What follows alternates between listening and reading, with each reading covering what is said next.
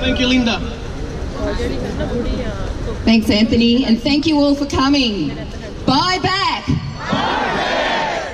That's the message.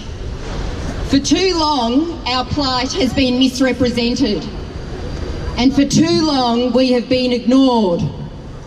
The misinformation stops today. Let me make it perfectly clear who we are and why we are here. Good. We are licence owners of the taxi and hire car industry. We are here to demand a fair buyback of every taxi and hire car licence. We are not here to oppose industry change. The government can dismantle the industry if they choose. But we should not have to pay the price for industry reform. The current proposal by the Andrews Labor government will see all existing taxi and hire car licences cancelled, simply scrapped for zero capital compensation. In no other state of Australia is this being done. Instead, the government will provide a taxable income transition payment of $100,000 for the first licence and $50,000 for a second, third and fourth licence, and nothing for anything above 4. And this will be paid over 2 years. Just to make it clear, that's 2 years of income compensation for an asset acquisition. We have remaining loans and living expenses that are dependent on the equity and ongoing income that a licence provides. How do we continue to pay our expenses if our asset and our income vanishes?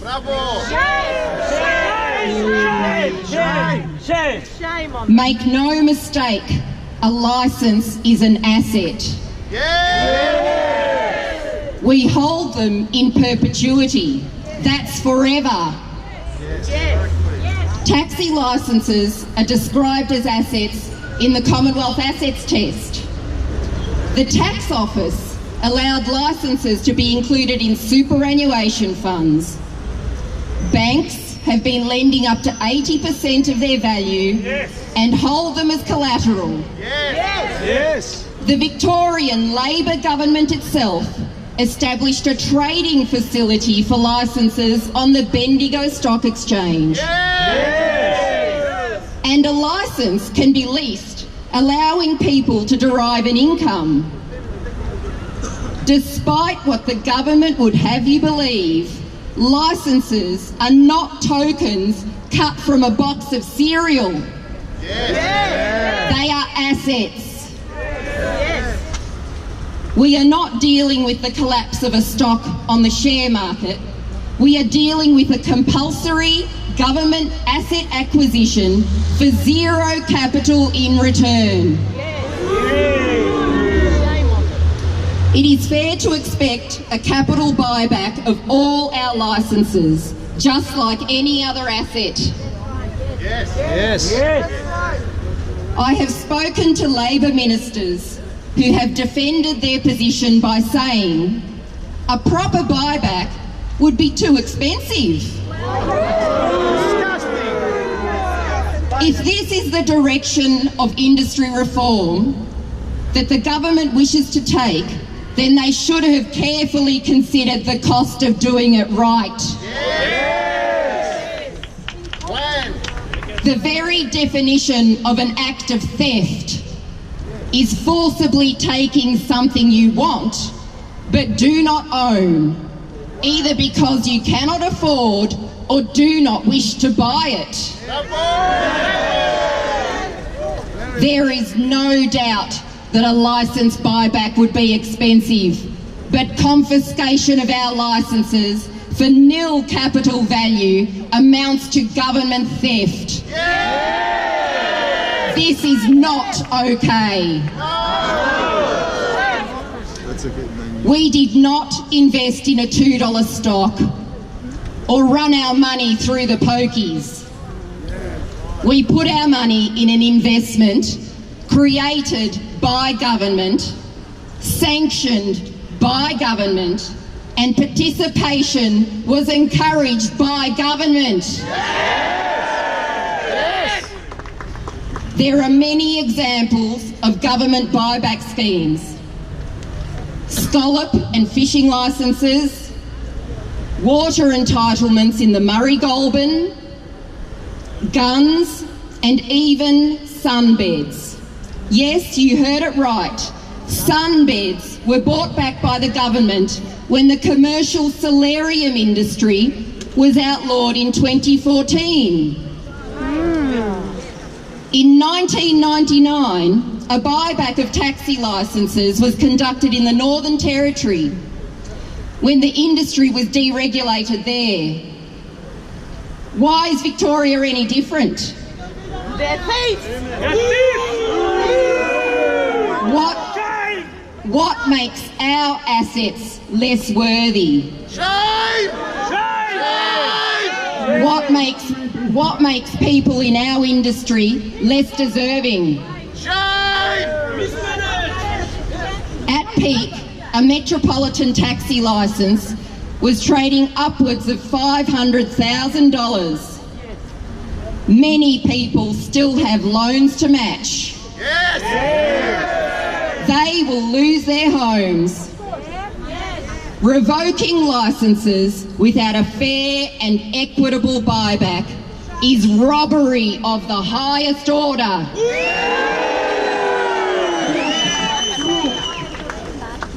The current industry transition package is grossly inadequate, amounting to approximately $400 million.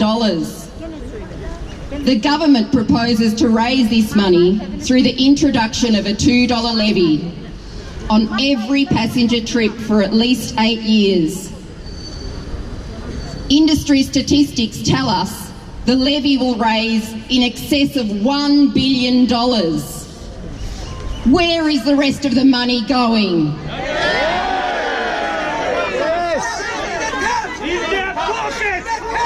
Over $600 million will disappear. Will it be put toward the budget black hole created by the East-West link? The government should not profit while leaving licence holders destitute.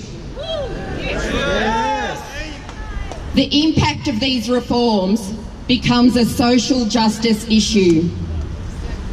Good, law-abiding people stripped of their assets will be left in debt with no income, no superannuation and no future.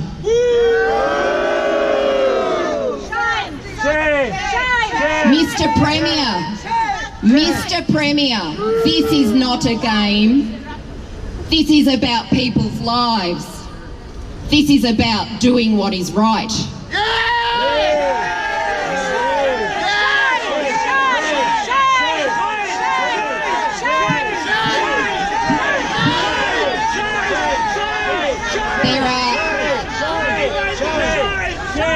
There are at least three generations standing before me from all across Victoria. I stand here for my 80-year-old parents. My children have watched and learned. This has been an education for them.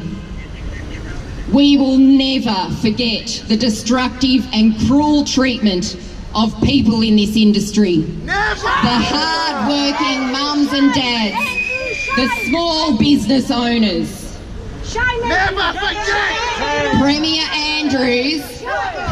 Andrews, we may be set to lose our assets, We will never but in this process, we will also lose something that is valuable to you.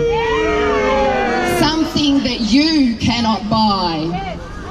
We will lose faith in the Labor government, the working man's party. Worse still, we may lose faith in our current political system. Shame, Daniel, shame!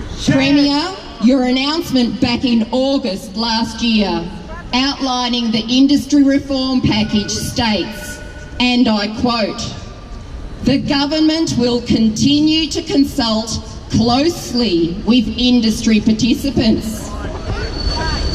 We are 6 months on and we have all been wondering when this consultation will begin.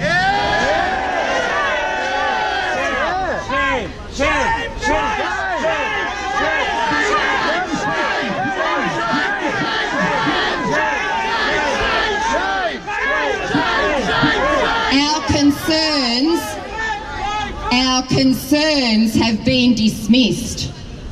Premier, your lack of understanding has brought us here today, and it is your sheer arrogance that will drive us to the Balti Bridge on Monday. This is not what we ever wanted, but people are losing their homes and their livelihood. And it's only the beginning. Desperate times call for desperate measures. This can all be reversed. We all want a swift resolution so we can have our lives back.